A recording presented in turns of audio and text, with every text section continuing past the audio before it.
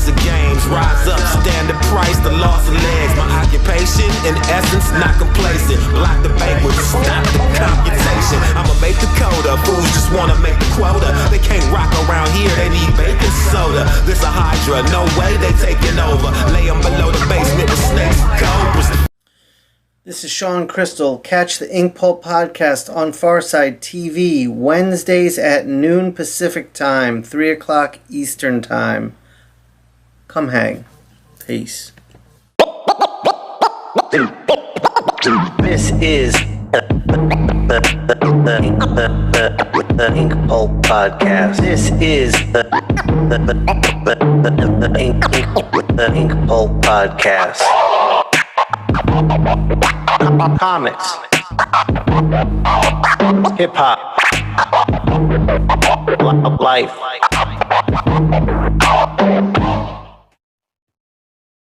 Welcome back to the Inkpulp podcast. We're doing question number 3 with Shawn Murphy. So, Shawn, what topic are we tackling? Let's talk about comic reporters. And okay. Are we talking about comic book journalists and why we use quotes on that word? Okay. Hey, I have a question before you keep going. Oh my God! Before we go, Alan's had some whiskey. Alan's had some whiskey. All right, what is it? No, I won't, because historians, from my perspective, Alan asked if we're including historians. Historians seem to be pretty steeped in not just the history, but in the workings of the medium. Whenever I've met a comic historian, read their book or seen their interview, I thought, this girl is legit. They're in it for the right reasons. They've got a real job on the side. They have an actual English degree. They're passionate. They spell check. They seem like complete human beings. Yeah. Unlike journalists. All right, so we'll go. Just dive right in. Okay. I remember there's a giant, really famous, well-loved journalist for a website, and I won't name who it is because this will narrow it down, who hit on me really hardcore at a bar event after, and I was like, I'm a creator. I must know who this is. And she's like, oh, I always talk like this to men after I blah, blah, blah. She made me feel like this is just what she does. This is a male-dominated industry, so I was like, one lady out of control. It is what it is.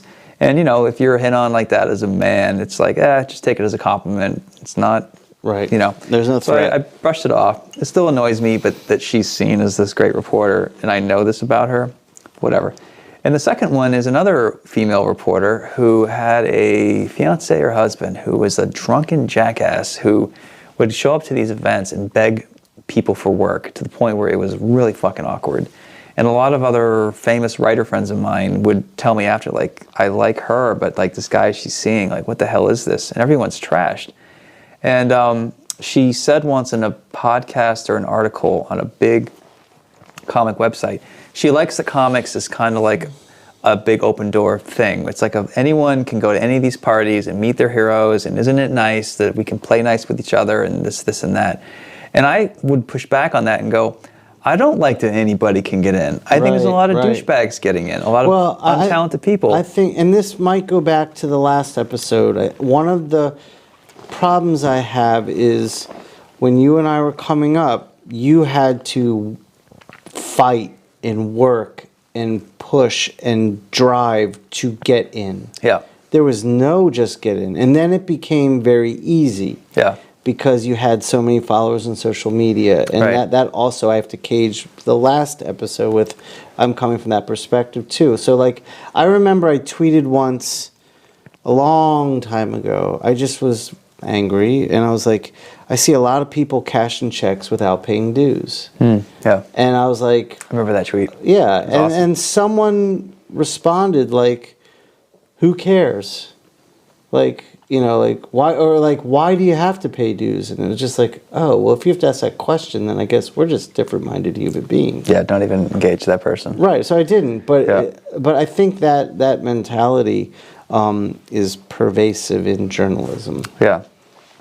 I think the short answer of why we don't have better journalism is there's not a lot of money to attract good journalists. If you know what you're doing and you're trained and you've got a degree in this shit, you're probably working for a big website with valid accreditation. And right. I guess my gripes go even deeper because the journalists don't take time to study the medium. Like I mean, to read a comic book review is the most insane thing I've ever read. There's an absolute lack of understanding of everybody involved in making it. Right. From the writer to the artist to the letterer to the colorist. Right. And the people they attribute things to is usually wrong. And the things that they're saying, this artist did an amazing job with A, B, and C, make no sense. Right. There's an absolute, like, that's not journalism. That is, that you're a teenage, like, basically, I'm a blogger in my mom's basement, but now I'm a journalist. Like, oh no, bloggers and journalism and comics are kind of the same thing. That's what I'm saying. So, you know, you read a lot of opinion-based journalism, but their opinions exist in the most ignorant of stratospheres, where it's like you're not educated in this. So, what your opinion is it's all visceral. Right. When I meet most journalists, it's, oh, you love comics, which is cool. You wanted to be an artist, didn't work out. You decided to be a writer, that didn't work out. You go to shows, you want to be part of the circus, you have a blog, and now you're a journalist. Right. That's it. It doesn't come from I would like to think that in other industries, journalism, you have to go through the gauntlet. You take the code of journalism, like through sleet and snow and rain and sunshine and unbiased, whatever the code is. I know there isn't one.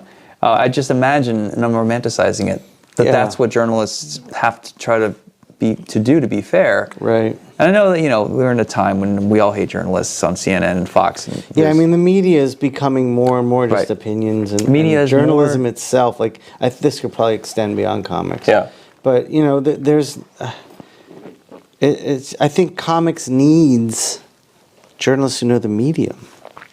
I mean, if these journalists were better at their job, they'd probably be comic book writers, like they initially wanted to be. Right. And if they were truly journalists, they'd be fans of the medium, but not creators. Or sycophants to the medium. Right. Yeah. I don't know, man. The journalist job. It's crazy. I mean, and also the journalism most of it nowadays is industry gossip. Yeah, industry gossip, and it's clickbait type stuff. And like, that's the what Rich media. Johnson does is it sucks that Rich Johnson and Bleeding Cool and all in this. So whatever damage there is from saying this, I'll deal with it. But like, he sent reporters to writers that I know living in different countries, and they've photographed these writers' houses, and basically a veiled threat of, you owe us an interview or we're going to dox you and tell people where you live. Like, we're on your doorstep, basically. And one of my friends actually has a case open up against Rich Johnson with Scotland Yard, and Johnson is not allowed to come within X amount of feet or meters of this writer. And, Rich Johnson's trying to spoil the big Netflix Hollywood stuff that I have going. And it's not just harmless. Like, if I'm trying to close a deal with a big Hollywood company and they see anything leaked, when they Google me and the first thing that comes up is some bullshit Bleeding Cool article, that hurts my bottom line. That hurts the project. And if Rich Johnson wants to be a real reporter, claim that he's doing everything to help the industry, he should admit that stuff is not helping. What he does is he'll scour databases and find out which new copyrights someone like Mark Millar is filing for, and do his best to piece it together to do some kind of story. But like, that's not just fun and games and harmless whatever and bullshit. That's actually hurting people and making it hard for us to get to the next level to produce the books that ultimately Rich Johnson should want to review. Right. It's such short. Like, the best that we have in comics is TMZ. Is that what we have? Right. And the answer is yeah. Right. Unfortunately. Right. And every now and then, like, they'll strike gold and do a good article, but there's so much schlock and bullshit and pop-up ads, not to say the least, with that website. I mean, I honestly can't even remember the last time I went to a comic book news site. There's a point where I was like, there's nothing here for me at all. So one shout out I will give is to my friend Chris Arendt, who works at Newsarama.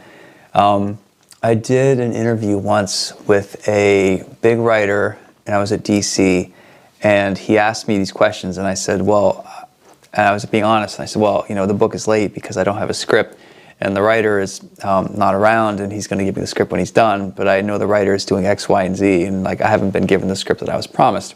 All 100% true. Yeah, yeah. And he was like, okay, well, thank you for your honesty, and he was shocked that I was so honest, but he and I had been sort of friends for a while. And the marketing person at DC saw that, and all she saw was, oh, Shawn's throwing the writer under the bus. And it wasn't. I was just being honest why there were delays. Right. So she stepped in and told Chris, oh, Shawn wants the interview pulled. Shawn has buyer's remorse over the things he said. And the writer knew me well enough to write to me and be like, hey, I kind of know you, and I'm pretty sure you're not the kind of guy that backpedals on some pretty vanilla statements. And I was like, what happened? So he told me, and I was like, yeah, thank you for calling me. I'm glad you know me, and I'm mad at this marketing person. And I bitched her out. I went to Karen Berger, and I got pissed off. And I don't play like the angry card very often within the company, but that really pissed me off. That shows also the publisher's absolute lack of respect for talent. Yeah. Yeah, I think so too. The fact that they will put words in your mouth and not even ask you permission. Yeah, they don't care. Yeah. Yeah, I don't know. I don't think she works for comics anymore either. So, I mean, I don't know. The nice thing about all these complaints, just as a general thing, is a lot of the people that are bad at this generally get pushed out one way or another, you know? Right. Well, that's true. Like the nice thing, and this is sort of a different topic, is when I don't know John Romita Jr., I have mutual friends with him. I know he knows me, and I know him. And I know when we hang out, we'll be like, how you doing, man? Like, you survived this too. Right. You're not crazy on Twitter, and you've got to have some kind of stable mentality to survive this long. That's true. Like, you've got to expect that the people that have hung on for decades have got some semblance of normality and, you know, stick-to-itiveness that got them this far. They're not taken with this bullshit outrage culture or getting mad at marketing or whatever, you know, like they've been steadfast and weathered the storm. Yeah, there's something to be said for that for sure. Yeah. All right, cool. All right, that was a mouthful. Anything else, Alan? Peanut gallery? We good? Talk about free jazz? We can talk about free jazz if you want. No, we'll do that over dinner. Let's close out the podcast. Thanks for listening. Peace. This is the Inkpulp Podcast. This is the Inkpulp Podcast. Comics, hip hop, life.